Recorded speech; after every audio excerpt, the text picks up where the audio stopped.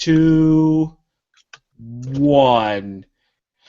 So, hello everybody. This is Kari Elson of the Plightcast. We are at Plightcast 22. It is Saturday, February 21. Today we have a very special guest, Gia Manry of Funimation. Say hi, Gia. Hi, Gia. Okay. Good enough. Yeah, and we're also with the regular crew, Solo Wing and Cobaltios. So Hello. we're gonna sorry. So we're gonna start with what we normally do, is just talk about what we've been watching this week. And I'll kind of start first, which I'll just come out to an admission and say I have really not watched anything. My life has been significantly busy, and I was supposed to sit down and watch what was it, Yuri Kuma, or that like one bear animation and the girl's bear animation thing, but like I don't know what happened. Life just caught up to me. I look forward to hearing what you think of that, though, because that anime looks surreal. I look forward to hearing what you think about that, too, because it's one of the shows I'm working on. Oh, Yeah. okay. Cool. Have you seen it? Yes, I am up to date on Yuri Kuma Arashi, Death Parade, and Maria the Virgin Witch, Okay. which you may notice are all Funimation titles, because that's all I have time for. Yeah, Maria and Yuri Kuma Arashi look really good. Yeah, I'm actually really. I mean, I knew I would be excited for Yuri Kuma Arashi, given that it's Kunihiko Ikuhara of Sailor Moon and Utena fame. So we were really, really excited to pick that one up, and it has not let us down in any way. And for Maria, we were really not sure what exactly to expect. You know, we kind of looked at what we could of the manga, but the anime is actually pretty different. The manga goes much more like dark, seedy, awful things that the church does kind of stuff. And the anime is not so much like that at all. It's staying very focused on Maria and her growth. So that's been really cool to watch. Although I did notice a little drop in video quality this week, which I'm sure they will adjust when it comes to the home video release, thankfully. But it happens. Yeah. Is that another one too? Death Parade. Death Parade is absolutely one of the biggest surprises I think we had this season in terms of just what a cool show it is. And this is, I mean, it's an expansion on the Death Billiards one-off, which was very cool, but we weren't really sure what we were going to get out of a full series based on that concept work.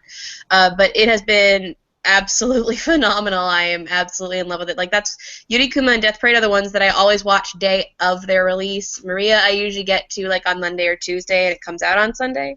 So I'm really excited for those, and it'll also be very interesting since we have now the broadcast dubs to get all the dub fans in talking about it much earlier when the simulcast fans are, and really kind of get a chance to have a much larger conversation about the shows during this season. It's really cool. Cool.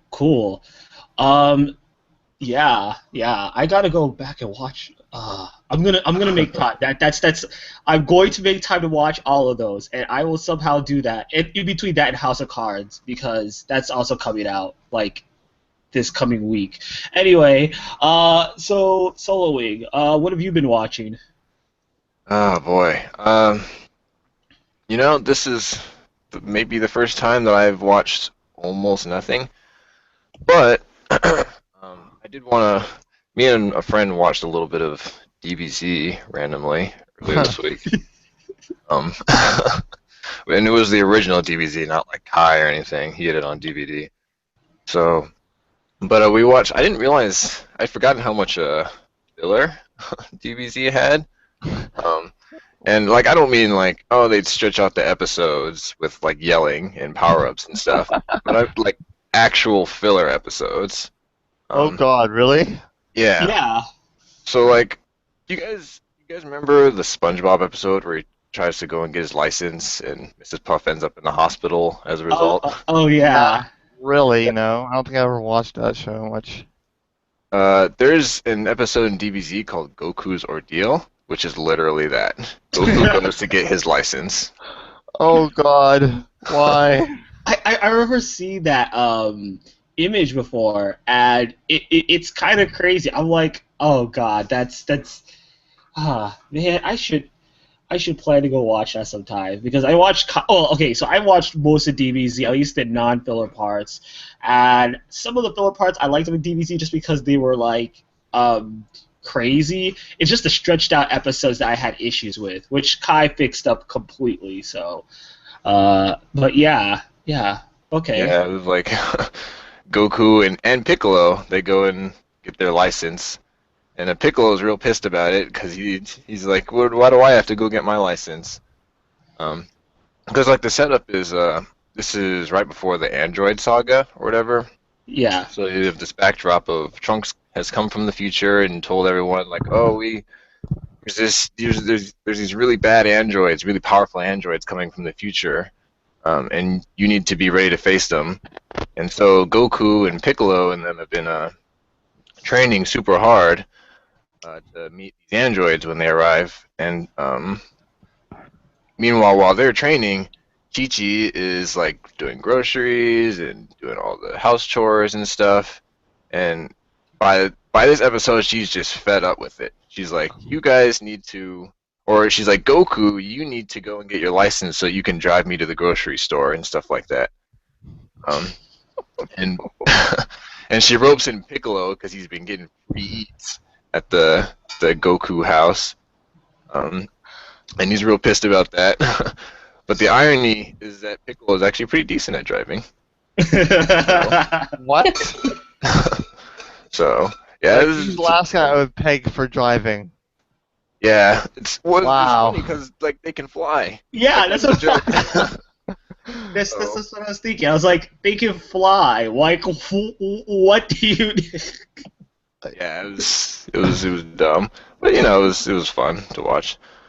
It's actually one of the few Dragon Ball Z episodes I have actually seen, despite working at Funimation. Yeah, yeah, and we watched the beginning of the Android saga as well. Man, he's fallen so far by DBZ, I have to say. Because like in the original, my friend was telling me in the original Dragon Ball, like Yamcha was like a big deal.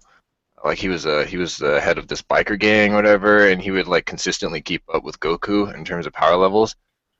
But like by DBZ, him and like Tien and Piccolo to some extent, but Piccolo always finds some reason to stay current with the other guys. But so like at the very beginning of the Android saga, Yamcha just gets straight up murdered by like the weakest android just immediately. He doesn't even put up a fight. It's the lamest thing. But and then of course they give him a sensu bean and everything's all right. Yeah. Sensu bean. Oh god, it's like I think that's the craziest thing, right? DBZ like has consistently had power issues like since arguably the very beginning. I think that's the reason why some people that like DB like after watching DBZ and watching DB and like understanding both of them, I can kind of understand why Dragon Ball fans have issues with Dragon Ball Z. Like I can thoroughly understand that. With that being said, I like both for completely different reasons. Yeah, and we got to see Vegeta just trash androids 19 and 20, which was fun. It's always fun when Vegeta's having a good time because he talks a lot of trash when he's being abused. Kidding. Yeah, I like Vegeta a lot, so even when he's getting beat, he's talking trash, which is even more hilarious. But that's all for me. Okay, Cobalt, what's up? Let's see. There else hasn't been too much. The only thing I actually watched or started watching was season 9 of Red vs. Blue, and this was on like the start of the month on Amonte's death because I figured it was a great way to kind of honor him on the way. And I miss watching Red vs. Blue. Like, I love the humor in that series. Like, they just all kinds of random stuff just happens, and then everyone kind of tries to react to it in different ways. And it's just awesome how you have like all the group dynamics from both sides. What season was this? What? Season 9. What season was this? Oh, okay. And so it's interesting because I was under the impression that 9 through 11 were all like the the CGI stuff Monty was working on, but it turns out it's actually a neat mix between the classic style of Reverse Blue, which is the whole slice of life, dialogues between the characters, and the cool action scenes. So I was really surprised to see that. And what was it? And then the funny thing I noticed is that it seems that this was kind of his testing grounds, I guess, where he was just trying out different kinds of scenes to see how they work. Because you can really tell that he's just trying things out with the different we call it the freelancers and all that. Just kind of testing out to see how these scenes work, see how these scenes work. Which is really neat because like this is the precursor to what he'll eventually be working towards in the Ruby series. So that was kind of neat to see how that kind of progressed towards it. But oh god, the humor is still spot on. It's also really weird hearing Caboose's voice because now that I know who he also voiced a character in Ruby, it's like hard to go from hearing him here to there and then back again to here because then you have a slightly different perception of how what his character is like.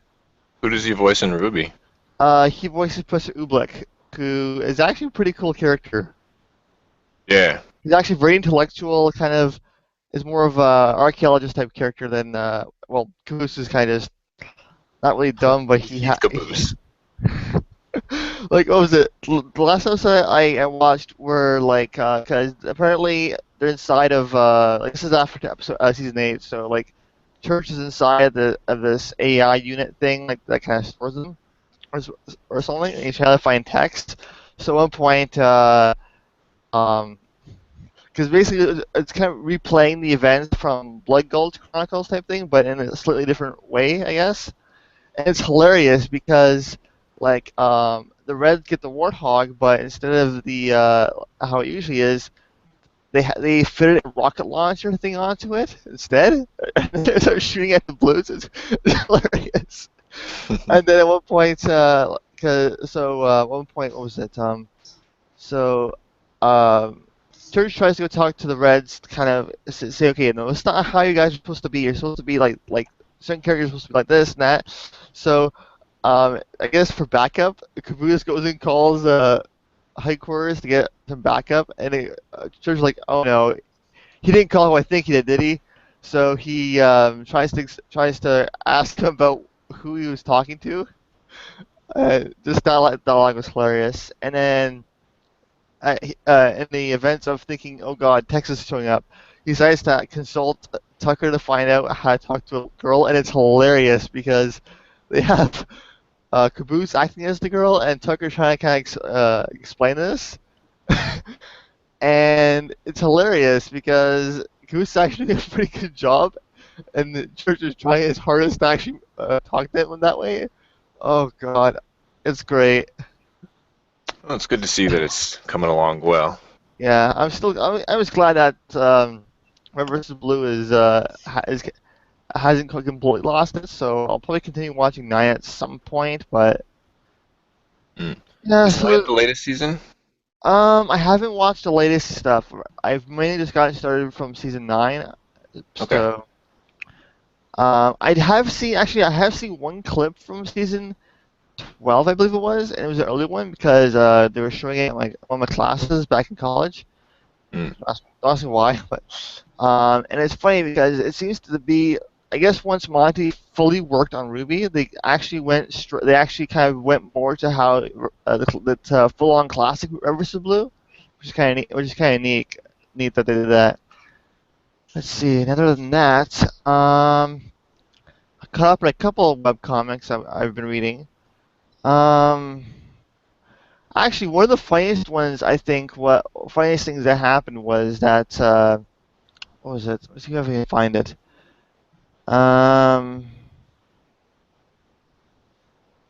okay, maybe not.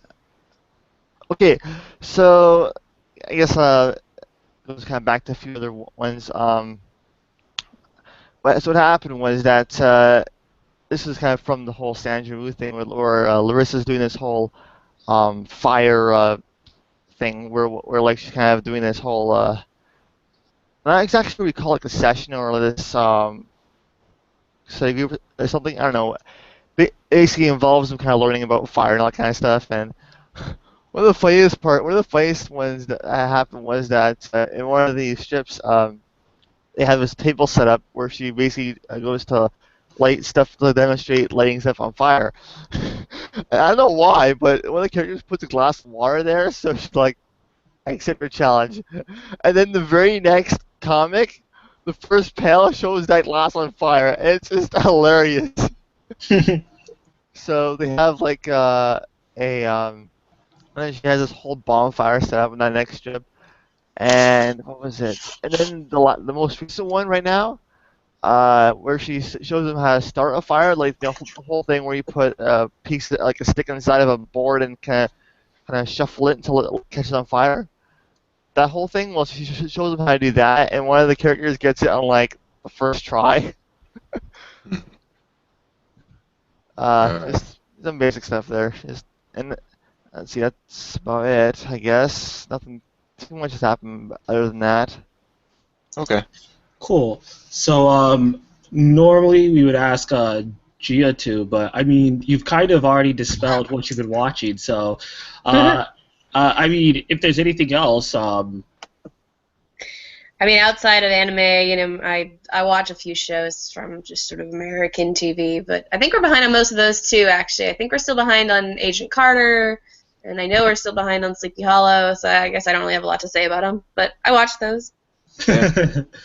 Understandable. I'm not gonna lie. I haven't watched Agent Carter only because like I only to be I only reserve my Marvel stuff for like movies, and even then it's like Iron Man or Avengers are like the ones that I definitely are gonna go pay, and then everything else kind of slides back. I mean, yeah, now they're getting Spider-Man, and I'm like really, really psyched about that. But yeah, I don't know. It's just yeah, I haven't watched any of that yet, so. Agent Carter is really good. We also watched Agents of S.H.I.E.L.D., which was interesting, and they're starting to bring in. I mean, it took them kind of the entire first set of episodes to get there. They're going to actually incorporate some of the elements that are from the Civil War part of the Marvel comics into what they're doing in Agents of S.H.I.E.L.D. So I get why some people are sort of like, I'm glad I skipped the first season of Agents of S.H.I.E.L.D. and maybe I'll check out the second now that they're actually going somewhere. But I enjoyed it mostly. But I mean, we still actually have cable, so it's really easy for us to watch stuff like that. Yeah. Understandable. So before we go on to talking about Gia and Funimation, Cobaltios, you had something really quickly you wanted to talk about? All right, so I know I've kind of been going on this for the last couple months at least. So, of course, with my my Stubby updates, earlier this month they updated the poster for the upcoming Pokemon movie, the one with Hoopa and all that. Well, so I remember when they first showed the trailer, they kind of teased at like the fact that they're doing all the three Oris legendaries. Well, things got more complicated than that. I'll post the picture and the link, the poster, but it doesn't seem like they're stopping at just the Oris legendaries. It seems like they've managed to gather a lot more than just those guys in. So now we've got guys like Lugia, Palkia, Kyurem, Latios Latios, Dialga, Palkia, Arceus, Giratina. It's like, I thought That's you a lot of guys were legendaries. focusing on Oris here. I'm confused. And Nah. the most interesting thing about this, though, that I've noticed was that for some bizarre reason, they only have Lugia from Generation 2. No Generation 1, and Kyurem is no representative of Generation 5. And they have all of Generation 4 in there. Yeah, I Yeah. guess it is a little. What the heck is going on there? Like, it's kind of weird how they have that going. Yeah, you're right. I guess that is kind of a weird selection. And I mean, I don't mind it. I mean, I guess it works. But it's funny because now this will be like the second appearance for Lugia, the third appearance for the no wait, fourth appearance for Dialga, third appearance for Giratina, second appearance for Giratina, or third, and third appearance for Palkia, and the second appearance for Arceus, and the first actual appearance of Groudon, because he didn't actually appear in the movie 6 proper. It was some Yeah, other that was a fake thing. Groudon, right? And then Calgary a cameo appearance in the 9th movie. And then Rayquaza gets a second appearance in the 7th movie. And this will be Lugia's second appearance in the 2nd movie. So all kinds of stuff. Oh, and of course, Laios got their second appearance finally. But there's some really random stuff going on. I have no idea what that make of it. And I guess that takes care of the movie side.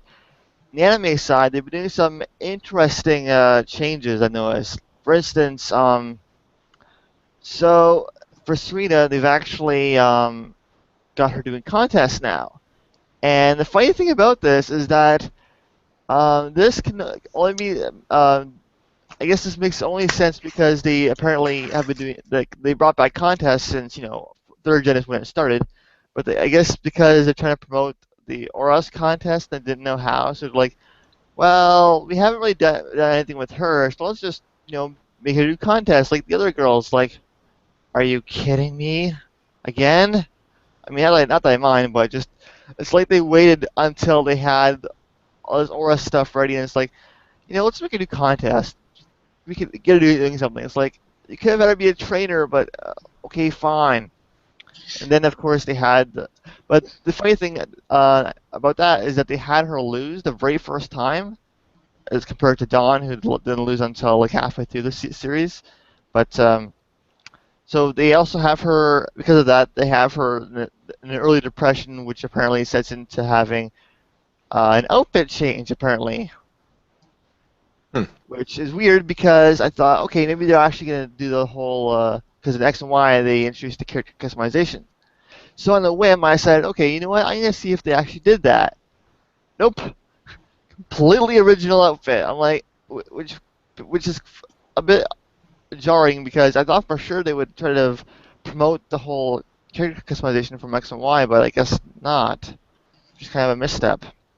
Yeah, like I feel like the big problem with like Pokemon with the anime in general is that you would think that they would do a lot of crossover for the video game, but I Because just it's the think that point of it.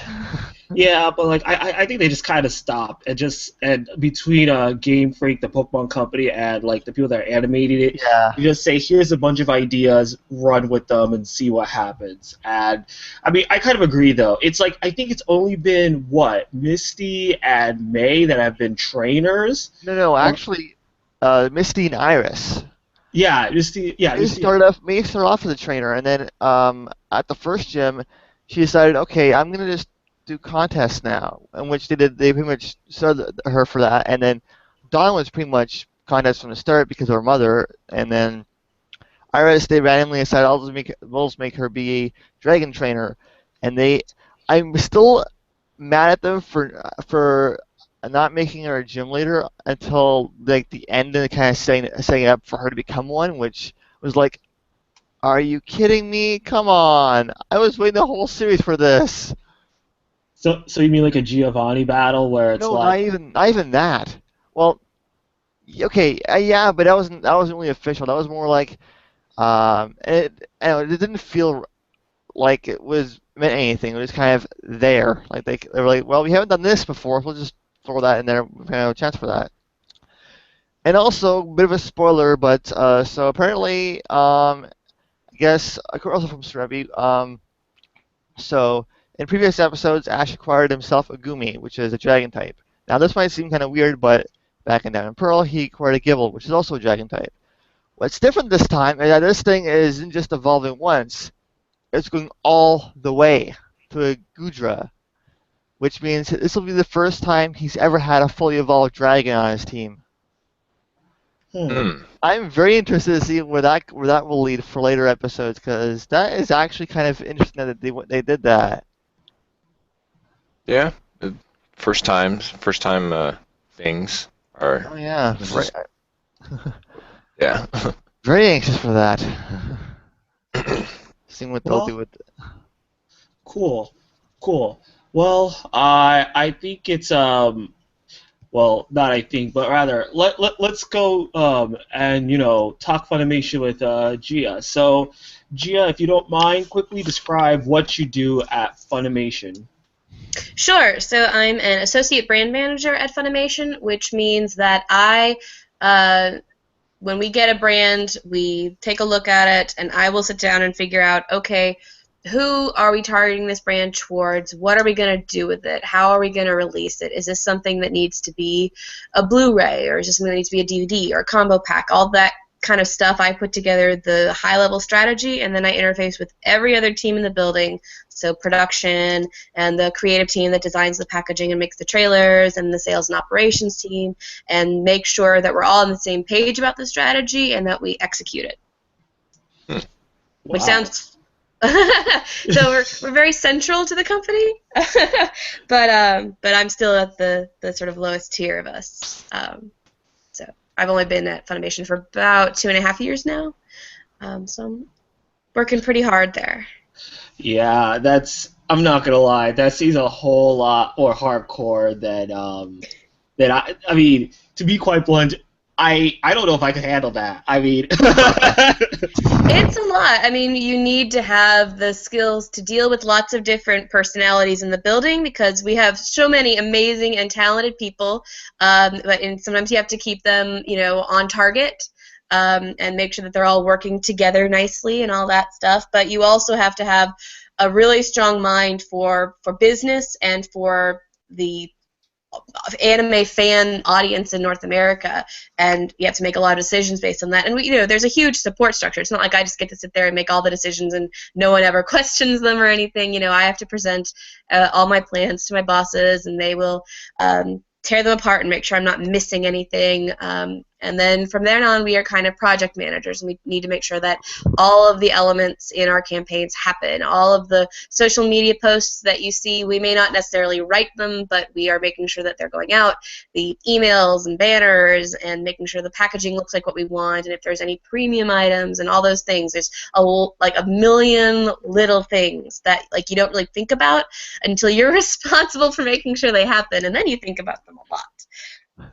Yeah. So it's a challenging job, but it's really fun and it's really cool. And every day I'm doing something different. Every show I get has a new and unique challenge to it. So. Interesting. If you don't mind me asking, does that include the simul-dubs, or is that that's you're kind of deciding on, or is that brand management absolutely has input into what shows will get broadcast dub, which is our new sort of speed dubbing project. We make recommendations. Ultimately, the decisions on those are based largely on what we can get materials and approvals for with the licensors. And generally, the licensors have been really excited about the project, and they want to try and help us get what we need to get things done. But of course, their first priority is and should be their audience in Japan, so it's not always possible for every title. Okay. Cool. I have a small question. Mm-hmm. So you mentioned one of the things that brand management decides is whether a title will end up on DVD or Blu-ray or a combo pack or something. What tends to be the what merits a combo pack over just distributing it individually as a DVD or a Blu-ray, or what tends to? A lot of it, ultimately depends on the brand and the audience and who we think is going to support it and what we think we can sell. But some of the considerations that we look at are, for example, what is the cost of the release going to be if we include Blu-ray? Blu-ray discs and mastering are much more expensive than DVD. Stuff like what brick and mortar retailers might be interested in a title. Walmart is much more likely to pick up a DVD of ours than a Blu-ray, although there's exceptions to every single rule. So it's something that actually a lot of research goes into and a lot of thought. And it's still a company run by humans. Sometimes we make decisions that are not what, especially the vocal fans who spend a lot of time on the forums talking about, think make sense. But more often than not, we have actually some pretty good reasons behind it. So those are some of the things that we look at, although not all. And it's really important for us to note that every single brand is assigned to a brand manager from start to finish. So we get them right at the early acquisition of the simulcast phase, and we see them through all the way through their original home video release. And if they get moved into classics or save, we oversee that. I mean, we get married to our brands in a big way. So, you know, nothing is just sort of being shoved out the door as quick and thoughtlessly as it can be. We all take really a lot of pride and ownership in what happens with our brands, and responsibility when some of them don't go as well. That's also us.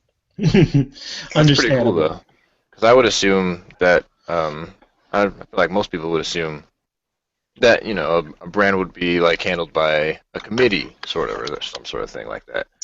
But, well, there absolutely is. I mean, we get a lot of feedback from, I mean, I mentioned that we interface with all these teams, and by that I don't just mean that we tell them what to do. We take their recommendations. So the sales and operations team will have recommendations on, hey, we think, you know, that Best Buy is actually going to order a lot of this particular show because they carry this related this video game product that's related to it, or something like that, and that's performed really well for them. So, you know, we're not making any of these decisions in a silo by any stretch, and we you know, we are frequently getting updates on data about our customers, and we get information from the licensors. A lot of decisions end up being made based on what is available to us from the licensor and from the studio that made the show. I mean, that's absolutely the first thing when it comes to what's going to go on a disc is, well, what did they give us to put on the disc? So, yeah. Again, we're not making decisions. Like, I don't get to just sit here and say, "Ha, I don't like this show. I'm only going to put it out on DVD because I don't." You know, nothing like that ever happens. There are a lot of checks and balances. We're sort of the central hub, and we try and pull in all the information and come to a conclusion based on it. So it's not just a single person kind of unilaterally making choices. I guess it's just the idea that there's one person kind of anchoring the project, I suppose. Mm-hmm. It's really important because there's so many people in the building with so many different kinds of projects that they have needs for, that if you don't have somebody kind of in the middle coordinating and making sure everybody's staying on the same page, you know, you might end up with Blu-ray menus that look nothing like your packaging, that look nothing like your banner ads, you know, and there's not a cohesion to it, which, I mean, it is not necessarily going to be the death knell for a brand, but we've learned in our 20 years in business that if you have a cohesive understanding of what your brand is and who it's for, you can reach that audience better. And, you know, I mean, a lot of people talk about marketing as sort of this evil, like we're trying to convince people to think they need things that they don't. But at Funimation, we really think of it more as we're trying to find the right home for these shows. Every show is somebody's favorite, and we just need to do our best to find and reach the people who will love the show. That's how we look at it anyway, because we have a cool product that we can do that with. Yeah, I agree. Cool. Speaking of which, so I'm gonna hit you with like a hard question. What is your favorite anime? Sterling Smith. Oh, excuse me, sorry, but Sterling Smith wanted to know that, and then I guess also your favorite anime character. So that is a very tricky question. I was actually just discussing this earlier in the week, how picking a favorite anime is like choosing from your children. Like, I've been an anime fan since I was 13. I actually watched my first anime when I was 4. I didn't know it was anime at the time, though. Right. So, I mean, if you ask me today what my favorite is, and if you ask me next week what my favorite is, it'll probably change. But I'm going to give you the same answer that I gave when we were having this discussion earlier. That is sort of this is what my favorite is right now, mostly because I'm focusing on it a lot, is The Melancholy of Haruhi Suzumiya. Is a really great show. But, I mean, I have so many favorites. If I listed out a top 10, I mean, I love a lot of shows. Yeah, I mean, that is a tough question. Have you seen Disappearance? The Disappearance of Haruhi? Yeah, I saw it actually in the theaters in San Francisco when Bandai was doing a small theatrical run at the theater that Viz owns, or Viz's sibling company owns, I guess, in San Francisco, the New People Theater. It was a really cool experience, and it's a beautiful movie. Oh, yeah. Yeah, definitely one of Kyoto's best works in terms of even just from a visual perspective. Absolutely, and we do not have the movie. I want to make sure I clarify that. We have acquired the TV series, including the Haruhi-chan and Churiya-san shorts, but we do not have rights to the movie at this time. Okay, cool. What about character? But I do love it. Character is even harder. I guess if I really had to narrow it down. Well, no, I think Oh my I don't even think God. I could pick a single favorite. Right? I mean, well, I've been working on a project that involved going through just our releases from like 2014 and pulling out characters for a thing we're working on, and even narrowing it down to just like home video releases in 2014, there were so many, and I was like, oh, I love that character. Oh, I love that character. That character's awesome too. So How about yeah, a handful I mean, that you really like? That you sort of, yeah. I love Haruhi herself. Yeah. Of course. I love the entire cast of Nozaki-kun, of Monthly Shoujo Nozaki-kun. Was a big favorite of mine. Moving outside of Funimation brands here. I have a real soft spot, and it's funny because I didn't like him as much when I was watching the show, but sort of as an icon, I suppose. Kamina from Gurren Lagann, I adore. Nice. Gurren Lagann, it would definitely be in my sort of top 10 anime list. Spike Spiegel. Yeah. Spike and I were very close friends this past year as we managed to usher in our Cowboy Bebop release, which was a big project, as you might imagine, and I am incredibly honored to have gotten to be the point person on that. That was really amazing. I'm not gonna lie. I looked at the DVD packages. And I'm just like, I've been salivating at that. I mean, this is when I'm like, if I had $1 million, and I'm not gonna lie, I would probably just buy like the whole entire inventory and like shelf them just so I could say, hey, look, I got all this. Yeah, boy, and I will tell you, even it's hard for us to get a hold of any copies of them now. Actually, there are only a few floating around the office at this point that are not, owned by somebody. It was a really amazing experience, and actually being able to put together like cool packaging ideas and stuff is one of my favorite things. Like the first project that I had like that was Psychopaths, which we did premium edition for, that included 2 soundtrack CDs and an ID holder and a decal. And a business card holder and keychain thing, and then that process was really difficult, especially because it's been a long time since we've done releases like that. So we're still kind of sorting out the best practices in that process. But it was really cool once it all kind of came together, and I had this amazing box with the foil print and everything in my hands, and just be like, oh my god, like you feel like you've given birth. It was so long and difficult, but it's here, and it also doesn't cry or keep you up at night, so it's perfect. Okay. So that's been a really, really cool thing to do, and it's really complicated. Like, I mean, fans don't realize that it's not as simple as saying, oh, well, obviously, you want to put a soundtrack in Cowboy Bebop. Of course, we would have loved to put a soundtrack in Cowboy Bebop, but all that music is available on iTunes. Because Yoko Kanno has a deal with iTunes, so that was not an option for us. But you should go buy the soundtrack on iTunes because it's amazing. Yeah. So, I mean, we go through a lot of phases of sort of our fantasy ideals before we kind of have to narrow it into reality. What can we put together in a package that we can price at a level that fans will buy, and how many of them do we make? Right. It's I'd imagine Holy like Grail. yeah, because I'd imagine even something as simple as like a keychain or a patch or something. Like those are really simple items, but you got to find someone to manufacture those items. Mm-hmm. Yeah, you have to find somebody to manufacture them, and the price for how much they cost to make is so variable based on how many you're making. If you're making 100 of something versus 5,000 of something, I mean, Right. you could have a third of the cost per item. So that really impacts stuff like what is your price going out the door? How much do you need to sell these for in order to recoup the costs of making the item and the license and everybody's salaries that worked on it and all those things. It's really difficult. We've got some very, very helpful calculating tools, and our operations people are phenomenal to work with. And they're really excited too that we're doing more of these kinds of things because they're really fun and creative, and you can get really excited about them. So it's been really an exciting time this past year especially. Cool.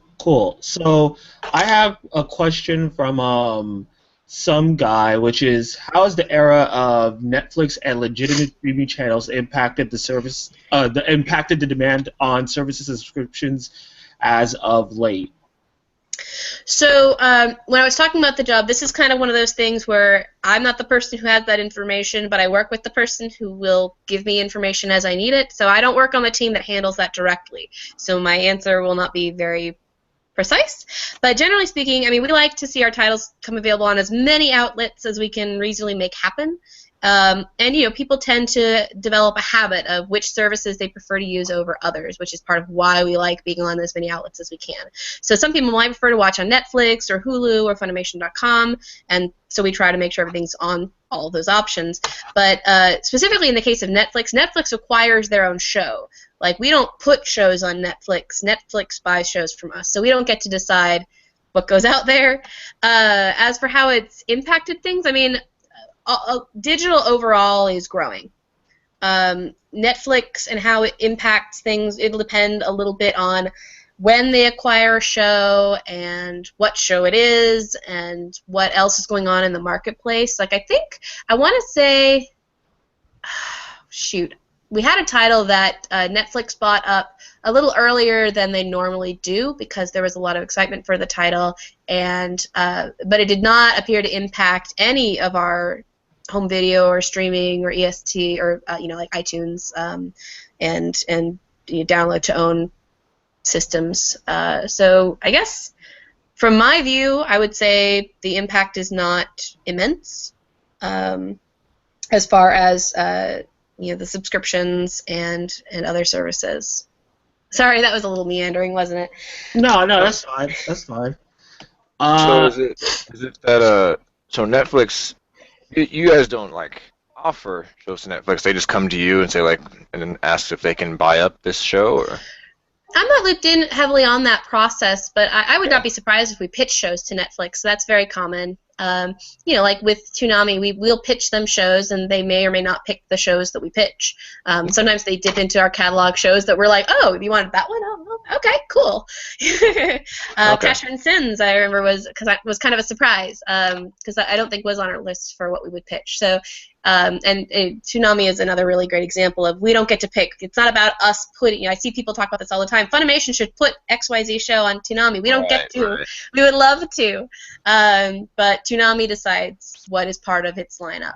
And if you have a show of ours or anybody's that you want to see on Toonami, tell the Toonami people more than us because they're the ones who are going to make that decision, and Netflix as well. So all those people who keep asking me about getting more Fairy Tail on Netflix, bother Netflix because we would love to sell it to them. Okay, cool. I guess one question. I don't know if you're particularly privy on Toriko and The Gray Man, but Wody was asking why the decision to stop dubbing both of them for home media releases. So I don't work directly on those brands, but I mean, ultimately, we would love to dub and keep releasing every single show that we get, but ultimately we have to rely on fans to kind of vote with their dollars for what shows they're willing to buy. By and large, we have an acquisitions team, and my team works closely with them to pick out the shows that we think fans will support to the extent needed to justify their acquisition. But every once in a while, and especially with longer shows, we find that the audience wasn't there that we thought would be. So when we only stop dubbing a show that we've started if there aren't enough people buying it to cover the costs of the dub and continued acquisitions. So that's pretty much it. It's all about fan support. No, that makes sense. I mean, for a lot of the titles, I know that for instance, you guys have been doing One Piece and been getting that dubbed, and that is a huge catalog into itself. Yes, it is. My boss is the one who works on One Piece, and so I get to help him out with the paperwork every once in a while because, as you might imagine, working on the Toei brands, he's busy a lot. Yeah. But yeah, One Piece it's quite a monster. In the best of ways. More ways than one. Well, and I mean that is a show that has really remarkable fan support. I mean, it's not as popular here, obviously, as it is in Japan or some other countries, but the fans who love it really love it, and that's so Well, great yeah. to see. Yeah. And as far as anime goes, Pleasant fans here. yeah. As far as anime goes, One Piece is still probably one of like maybe the top 5 among even like here, I would imagine. But it's certainly well recognized, and it performs very well. But actually, Fairy Tail is not far behind One Piece in terms of sort of its sheer how many units it sells per release. Of course, there are a lot more releases of One Piece than there are Fairy Tail. Yeah. But those two are actually a little more neck and neck here, which is cool for me because I work on Fairy Tail. But One Piece definitely has a much bigger brand recognition. And I would guess, and I don't know this for a fact, so take this with a grain of salt, but I would guess that One Piece probably sells a lot more merch than Fairy Tail does.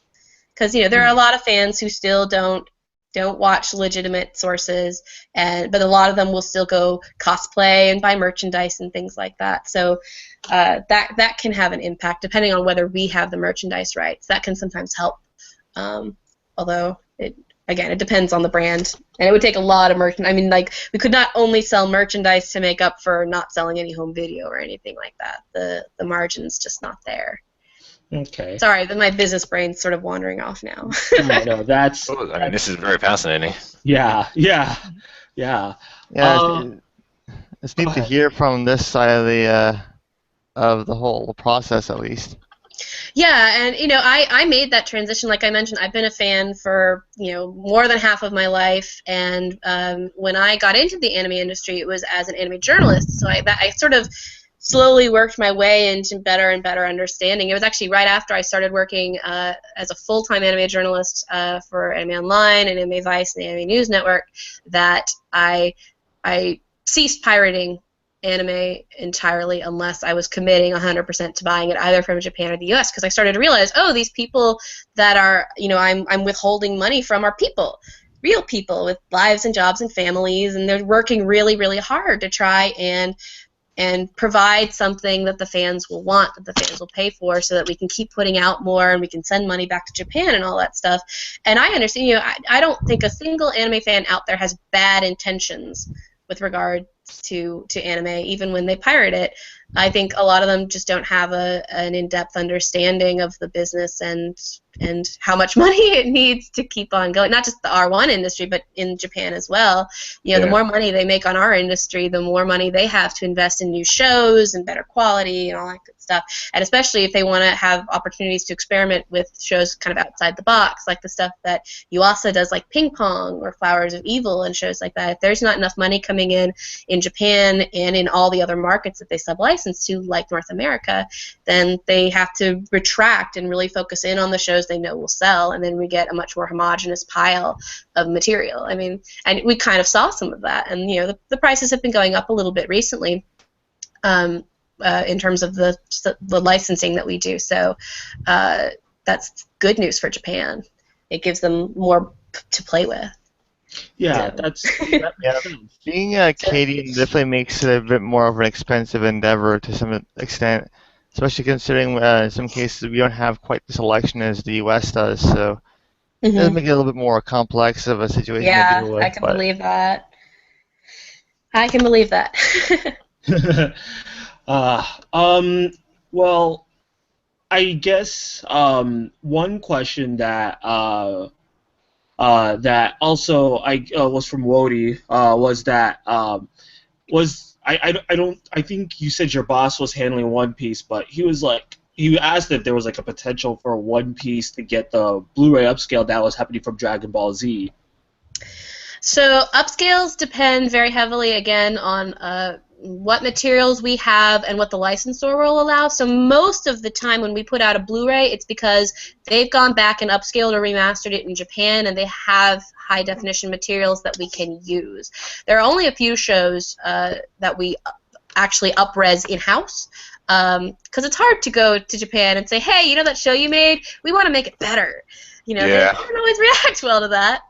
Fairy Tail is actually an exception to that. We actually put out Fairy Tail on combo packs. In Japan, it's DVD only still. And that's because that licensor has agreed to work with us on that project, and it's been very cool. I think it's worked really well for Fairy Tail. So, you know, in theory, we want to put everything out in the highest quality possible. It just depends on what we can get from the licensor and what the market will bear. Okay. Cool. So is Fairy Tail an example of a show that you guys up-res in-house then, or? Yes. Okay. Interesting. Yeah, Fairy Tail has actually as an anime, and in terms of disc sales, and this is sort of public information that you can find on a lot of forums. Fairy Tail as a home video release has struggled a little bit in Japan. It's a really popular brand. People buy tons of the manga, and there's quite a bit of merchandise as well. You know, gachapon. I actually just got a set of gachapon figures from a friend of mine who was just in Japan. So yay! But they've had a struggle with the home video, and you can see that in what they're doing now with that release in Japan. They're actually releasing it as Fairy Tail magazine, so it's a booklet that comes with a bunch of interviews and photos and, you know, news about merchandise and stuff like that, plus the DVD disc. You know, so the DVD is almost the bonus extra to come with all the other content, which is actually a really interesting strategy. We're watching that really closely to see how it performs in Japan. But yeah, so because it has performed pretty well here as a home video release, we were able to take that opportunity with Fairy Tail. Cool. Well, I guess there's one more question, since you've pretty much answered all of the questions that the readers were asking, except for one which I think you kind of delved into a bit, but just for clarification's sake, like some guy was asking, how do you anticipate what type of shows to localize and bring over to the West? Do you check fan forums as well as typical focus groups and such? Absolutely, and more honestly, fan forums and Reddit and my anime list and stuff like that than traditional focus groups. Focus groups, you're really going to want to have one specific thing that you can talk about to dive deep on, whereas when we're trying to figure out, and our team, as I mentioned, works very closely with the acquisitions team, and because all of us are really keeping a close eye on what fans are really excited about. So when we see, for example, that, you know, this particular show has been talked about already like 6 times on Anime News Network and has a bunch of comments, and we also look at stuff like pedigree, you know, what's the studio behind it, what has the director done, you know, does this have, you know, did Shinichiro Watanabe from Cowboy Bebop work on this, does it have a Yoko Kanno soundtrack, any information that we have that tells us something about how excited fans are for this show and what the quality level of the show is what we're really looking for, in addition to all the traditional, like, okay, we want to know what genre it is, because that'll help us figure out what the audience is. Can we compare it to another show and say, well, it'll probably still kind of like this other show. So yeah, we do less traditional stuff like focus groups when it comes to figuring out what types of shows come out, and it's in part because there just isn't time. The acquisitions process has been moved up, way earlier in the process than it used to be. Now we're having sometimes to try and make licensing decisions based on a piece of key art and a synopsis that's unofficial from, somebody that posted it to my anime list.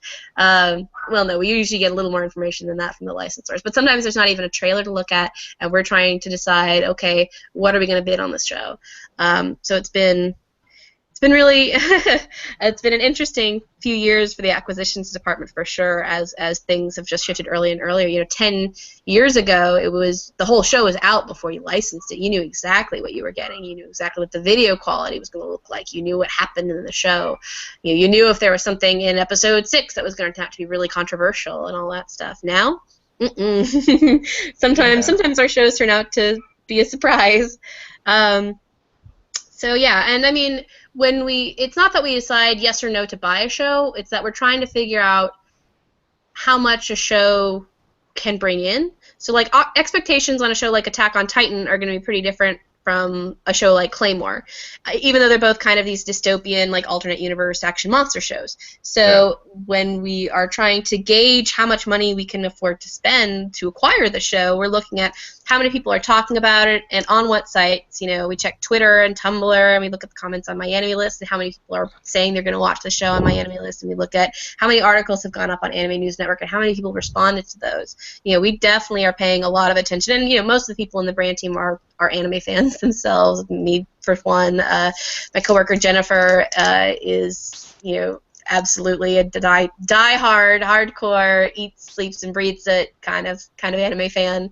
My boss, who handles One Piece, came to Funimation because he is a One Piece fan. So we've dedicated our careers to this. We're pretty into it. We're pretty tapped into what fans are looking for, what the trends are, all that stuff. So. It's kind of funny that you mentioned that, or that you say that you actually look at forums and whatnot and various websites, because I tend to see, in some cases, people will joke about, how, they should, if the people are reading this, they should do this type thing.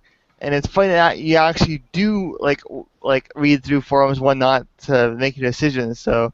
Oh, absolutely. When you guys say, if you go to fandom posts and say, man, Funimation should do this for this release, odds are good somebody in the company is going to see it. Now, that doesn't necessarily mean we can act on that information because, again, fans don't, and this is partially by design, you guys don't know how much it costs for us to go get this thing or add this thing to the release or, change this in the way that the show whatever it is that they're suggesting. And this is one of the big challenges of what we do is there are a very vocal set of anime fans online. They do not represent all anime fans, though.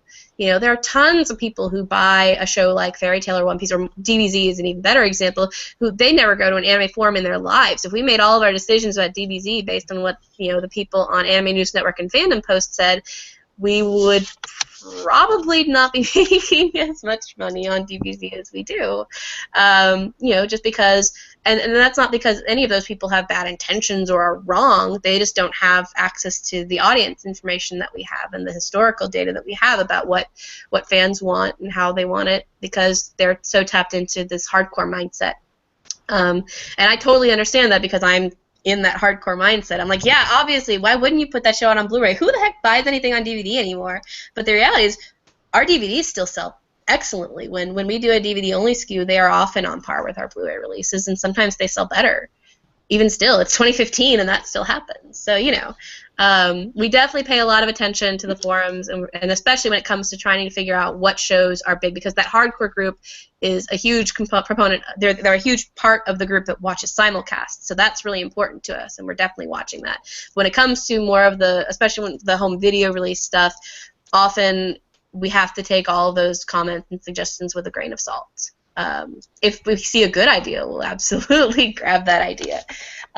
But sometimes they just are ideas that we can't actually execute on. Okay. It's actually it's interesting that you guys say you look at forums and social media and stuff.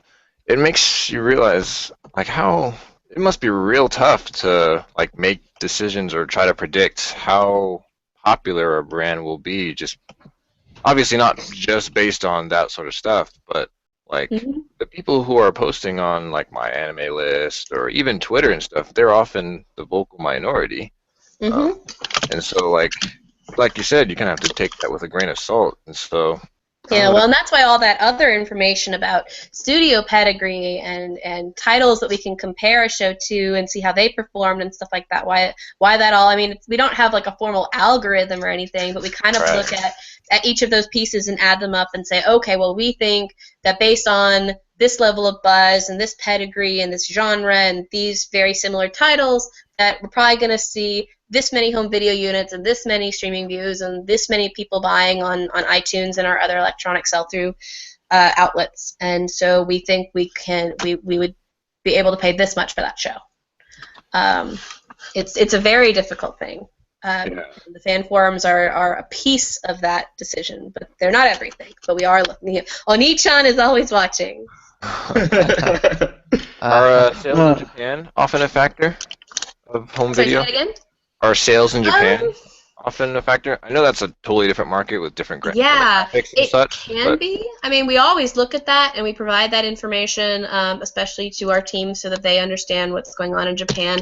But definitely what does really well here and how is very different. Eden of the East is one of the examples we always like to bring up. Eden of the East in Japan was created for a female audience. All of the original key art that we got for it was this sort of pastel pink carousels and beautiful art, but very, very effeminate. And in the U.S., we knew that the best way to make that title perform was going to be to pull sort of the gendered elements out of the show, because we knew that there would be a male audience that would also really enjoy that kind of a cool sort of suspense thriller series, with especially with the sort of it's not quite dystopian, but that sort of cynical yet humanist view of modern day Japan and of modern day humanity. So that was a show we had to really kind of look in deep compared to some of our other shows where like Attack on Titan, obviously big deal here, big deal in Japan. So we look at that. But again, it's just one piece of all the different pieces of information that we pull together. And I would say probably not the biggest. Like, again, I mentioned Fairy Tail. Fairy Tail has struggled a little bit on home video in Japan, but it does perfectly well out here. So very, very different markets. Also, one thing that really skews a lot of the home video sales in Japan is what the add-on goodie is. For example, Brothers Conflict was one of its units was a top-ranking seller for a while, not because it was the most popular show, but because if you bought the home video release, you got entered into a lottery to get a ticket to go to a concert for one of the voice actors who is also a really popular idol. So that skews things a lot in a way that but we can't quite replicate out here. Oh, hey, there's a ticket for this cool singer. Oh, yeah, it comes with this DVD. I guess I should probably buy it. Exactly. So yeah, we look at it, but it's absolutely variable. Wow, that's actually amazing. Like I'm not gonna lie, I did not think that that they did that. I mean, I've heard of things and purchases and stuff like that, but wow, that's some clever marketing. And I honestly, I'm not gonna lie, if I was a fan and I knew I could get that, I probably would buy the DVD too. Wow. Yeah, well, because they charge so much more for home video releases, an 11 or 12 episode series in Japan, that's going to be 6 releases, and they're higher priced often, or similar or higher priced to our complete 12 episode series release here. So they can afford to pack in all these limited edition goodies, and they can limit that to an appropriate number so that their fans really go out and go crazy trying to get those while those items are still there. They only release in Japan by 2 episodes each?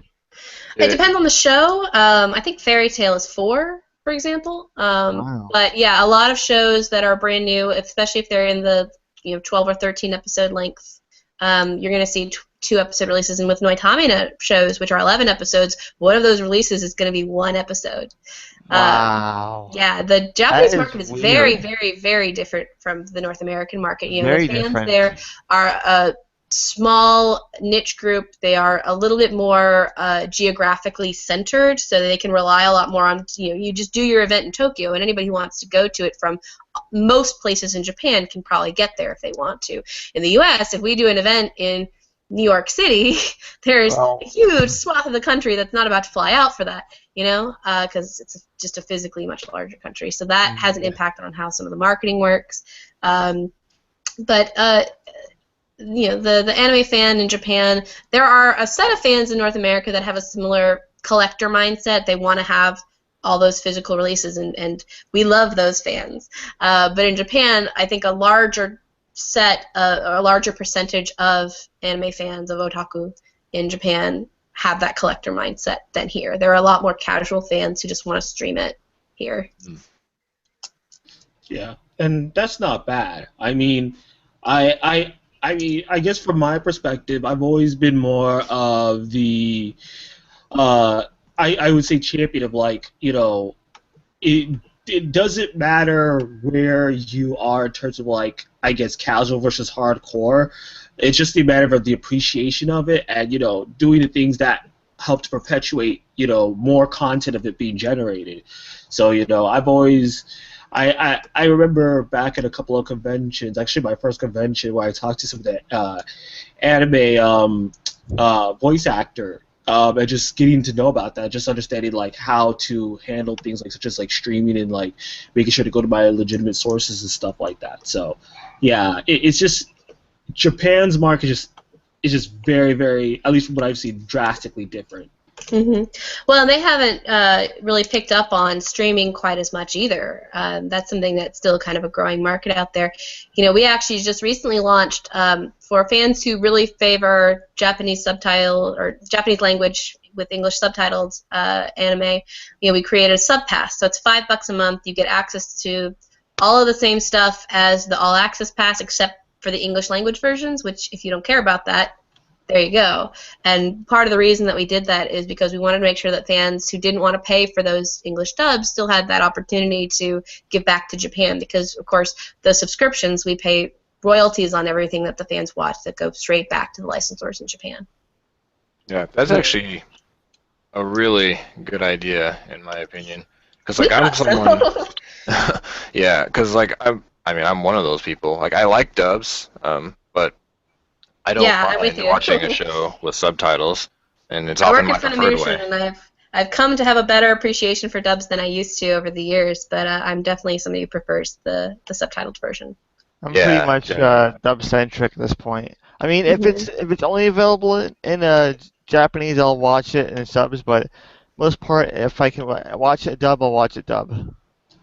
And I personally am how can I consume this as fast as possible? And that's generally subs.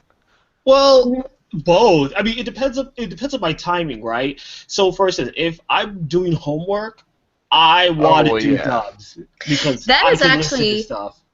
I think a huge thing. It's been really interesting because I've been kind of watching and seeing how some fans, now that they are focusing on the simulcasts, are finding that they're less interested in dubs. But increasingly, as we have more fans who are multitasking and having a second screen or a third screen, I have 3 screens most of the time now.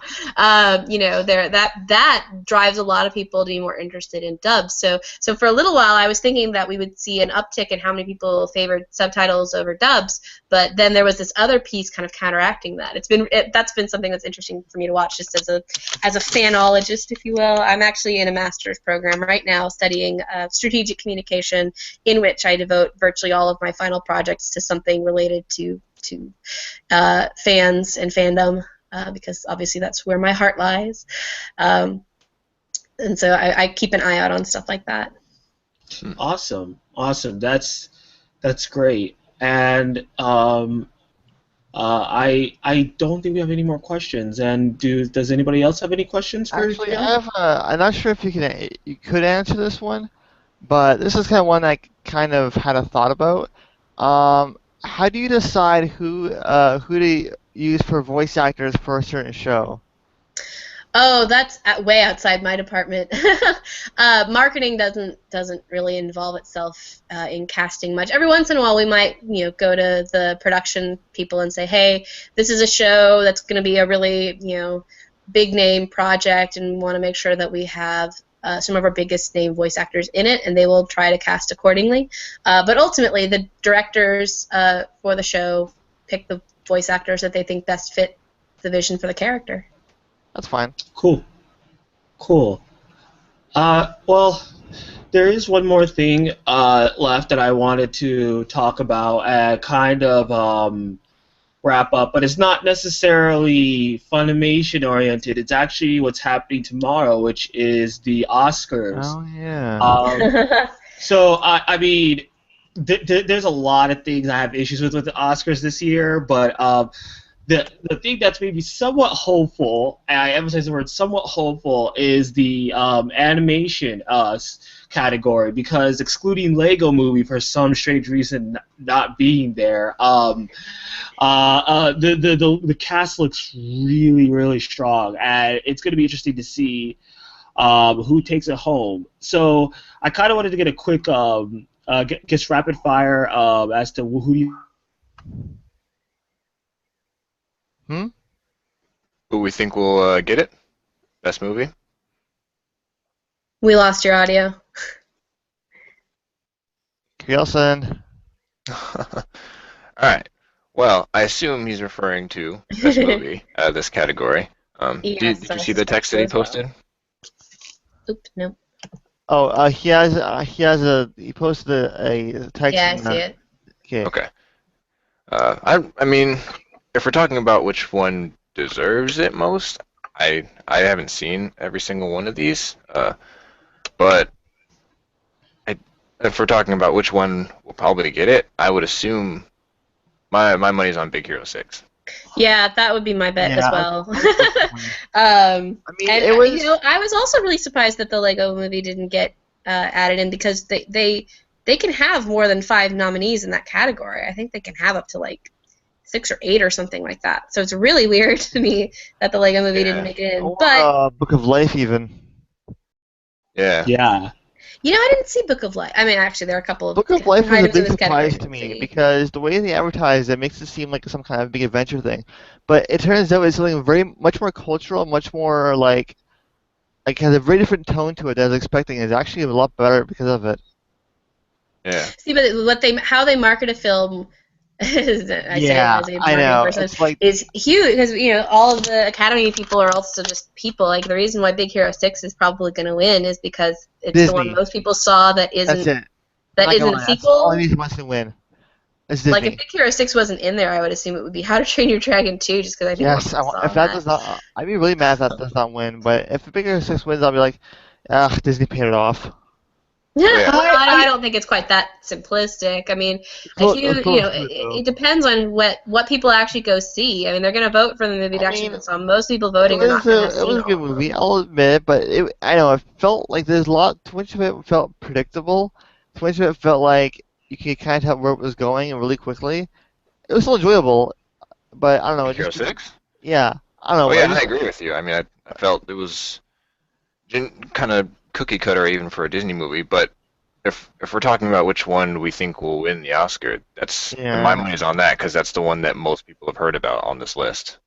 I, Well, I, it's got a certain level of relative cultural awareness, but mostly it's just a giant toy commercial. But it's a very well-made Pretty toy much. commercial. I mean, and Oh, yeah. frankly, it's for toys that look really cool. So yeah, no, I think Big Hero 6 will take it. It's possible there could be some kind of upset, but I think Oh. when you've got so many kind of things you would feel good about voting for, which would be like the Box Trolls and Song of the Sea and Princess Kaguya, that I feel like the vote would be way too split for any one of them to potentially get an upset. That's sort of my I would love it if layman's Dragon guess. won this just because, but it's looking very hopeful. But we'll see. It could be wrong. I'm shocked a sequel got nominated. I don't think they get a lot of sequels in these categories, so I was really surprised by that, actually. Also, as part of and they didn't do the Lego movie. yeah.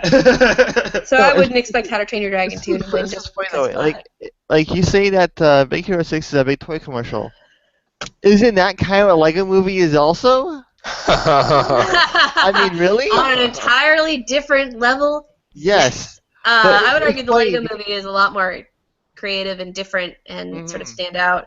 Not to mention that they risked having Lonely Island doing a song. That's ballsy for a kids movie. yeah, that's true. Yeah. The rap song, that's Lonely Island, and A rap shoot, I song? forget who they did it. Sarah With. Tegan, they did. Yeah, Yeah. that. I was actually floored. Sarah Tegan are really, really good. I guess indie artists from